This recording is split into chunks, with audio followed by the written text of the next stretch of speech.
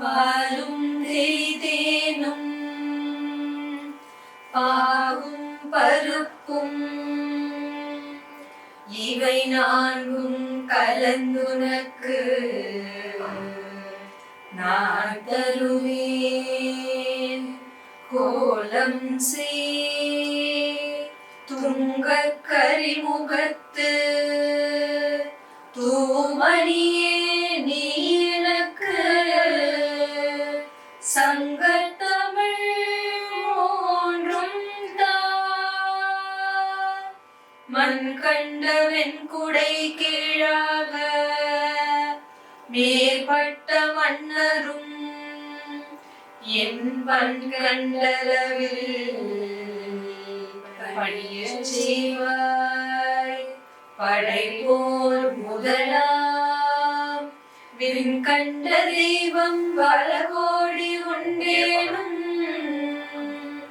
விளம்பில் உன் போல் கண் கண்ட தெய்வம் உலதோ சகல கலாவல்லியே.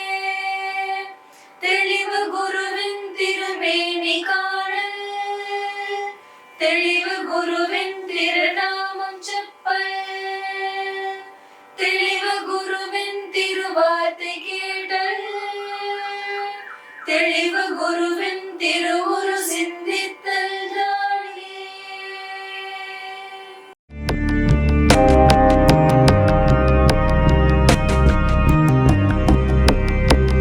ரகசிய உண்மைகள் சேனலோட கதையும் காணும் நிகழ்ச்சியில உங்க எல்லாரையும் வரவேற்கிறேன். நம்ம கணேச பஞ்சரத்னம் பார்த்துட்டு இருக்கோம். இன்னைக்கு அதோடைய 2வது ஸ்லோகத்தை நம்ம கேட்டு அனுபவிக்க போறோம். நதேதராதி பீகரம் நவோதிதார்கபாஸ்வரம் நமச்சுராரி நிர்ஜரம் நதாதி காபதுத்தரம் நதேதராதி பீகரம் நவோதிதார்கபாஸ்வரம் நமச்சுராரி நிர்ஜரம் நதாதி காபதுத்தரம் சுரேஸ்வரம் நிதீஸ்வரம் गजेश्वरं गणेश्वरं माहेश्वरं तमाश्रये परात्परं निरन्तरं परात्परं निरन्तरं. எவ்வளவு அழகா ஏற்றிருக்காரு இல்லையா? இந்த 2வது ஸ்லோகத்துல அவர் என்ன சொல்றாருன்னா, தனக்கு வணங்காத தன்னுடைய பக்தருக்கு சின்னதா ஏதோ ஒரு கஷ்டத்தை கொடுத்து தன்னை ஞாபகப்படுத்தி மறுபடியும் தன்னை வணங்க வச்சு அவங்களுடைய கஷ்டங்கள் எல்லாம் நிவர்த்தி பண்ணி கொடுக்கக்கூடியவரே, சூரியனை போல பிரகாசிக்க கூடியவரே, தேவர்கள் அசுரர்கள்ன்ற வேறுபாடு இல்லாம எல்லாரையும் காப்பாற்றக்கூடியவரே, ஓம்கார வடிவினரே, எல்லாருக்குமே தலைவரா இருக்கிற கணபதியே, உங்களை நான் சரணடைகிறேன்னு சொல்றாரு. அது என்ன? தெய்வம் எப்படி தன்னை வணங்காதவங்களுக்கு சின்ன கஷ்டத்தை கொடுத்து காப்பாத்தும் அப்படின்னா, கஷ்டங்களை போக்கத்தானே தெய்வம் இருக்கு அப்படின்னு சொல்றவங்களுக்காக இந்த குட்டி கதை. அதாவது முன்னொரு காலத்துல முருகனுக்கு வள்ளிய கல்யாணம் பண்ணிக்கிற ஆசை இருந்தது. அவர் வள்ளிய கல்யாணம் பண்ணிக்கிறதுக்காக ஒரு தாத்தா வேஷத்துல போனாராம். வள்ளி என்ன செஞ்சாலும் தாத்தாவா வந்திருக்கிற முருகனை கல்யாணம் பண்ணிக்க மாட்டேன்னு சொல்லிட்டாளாம். அப்ப முருகனுக்கு என்னடா நம்ம இத்தனை முயற்சி செஞ்சும் நம்ம கல்யாணம் கை கூடவே மாட்டேங்கிறதே அப்படின்னு யோசிக்கிற சமயத்துலதான் அவர் விநாயகரை வணங்காம வந்தது தெரிஞ்சுதான். மூல முதல்வன்னு சொல்றாங்க இல்லையா? எந்த ஒரு செயலை ஆரம்பிக்கும் போதும் விநாயகரை வணங்கி ஆரம்பிக்கணும்னு சொல்றாங்க. அப்படி தான் விநாயகரை வணங்காம வந்தது ஒரு குறையா இருக்குமோ அப்படின்னு ஞாபகம் வர உடனே தன்னுடைய அண்ணனை வேண்டி வணங்கி நின்னாராம் நம்ம முருகப்பெருமான். விநாயகரும் உடனே நான் உனக்கு உதவி செய்யறேன்னு ஓடி வந்தாராம். வள்ளிக்கு யானைனா ரொம்ப பயமா. அப்ப உடனே விநாயகர் யானை உருவத்துல வந்து வள்ளிய பயமுறுத்த ஆரம்பிச்சாராம். வள்ளி ஓடி வந்து கிழவன் வேஷத்துல இருந்த முருகனை என்ன கல்யாணம் பண்ணிக்கோங்க, இந்த யானை கிட்ட இருந்து காப்பாத்துங்க, நான் கண்டிப்பா உங்களையே கல்யாணம் பண்ணிக்கிறேன்னு உறுதி கொடுத்த உடனே அங்க கணபதி மறைஞ்சு போய் வள்ளியும் முருகனும் கல்யாணம் பண்ணிக்கிட்டதா கதை இருக்கு. ஆக எப்படி தன்னுடைய பக்தர் தன்னை மறந்து போயிட்டா அவங்களுக்கு ஒரு சின்ன விக்னத்தை கொடுத்து அந்த விக்னத்தையும் விநாசகம் செய்யக்கூடியவரா நம்ம கணபதி இருக்கிறாருன்றத இந்த கதை மூலியமா தெரிஞ்சுக்கிட்டோம். இப்ப அப்படிப்பட்ட கணபதிய அழகான பாமால மூலியமா நம்மளும் வணங்கலாமா? வணங்கலாமே.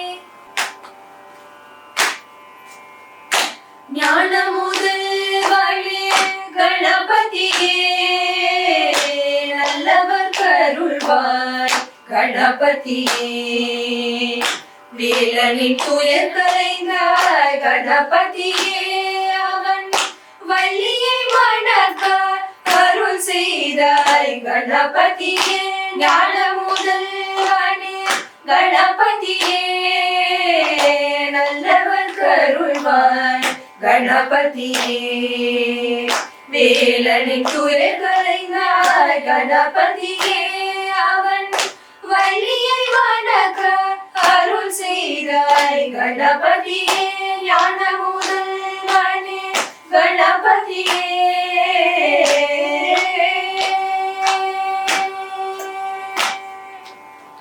அகத்தில் உனை கொண்டு அறிவெனும் சுடர் ஏற்றி அனுதினம் பணிந்தால் உயர்வினை தருவாய் அகத்தில் உனை கொண்டு அறிவெனும் சுடர் ஏற்றி அனுதினம் பணிந்தால் உயர்வினை தருவாய் பார்வதி மைதா பணிந்து நின்றோம் பார்வதி மைதா பணிந்து நின்றோம் ஆதினி அந்தமி அனைத்தும் நீ என்றோ பார்வதி மைதா பணிந்து நின்றோம் ஆதினி அந்தமி அனைத்தும் நீ என்றோ ஞான முதல்வனே கணபதியே நல்லவர் கருள்வாய் கணபதியே வேலனின் துயர் கலைந்தாய் கணபதியே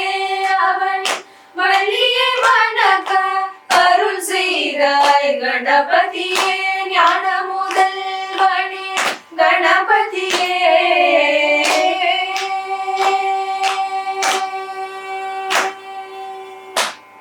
ஆக மறுபடியும் நம்ம இன்னொரு நிகழ்ச்சியில உங்க எல்லாரையும் சந்திக்கிறேன். நன்றி, வணக்கம்.